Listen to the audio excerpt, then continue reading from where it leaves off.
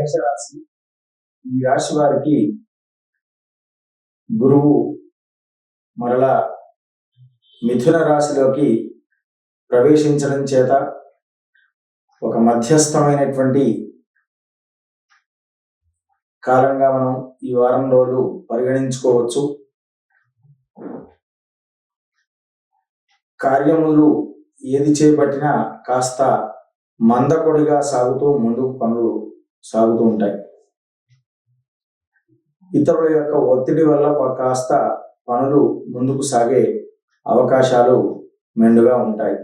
వీరు ప్రధానంగా జరిగేటువంటి కార్యాలు సఫలీకృతంగా జరగాలి అంటే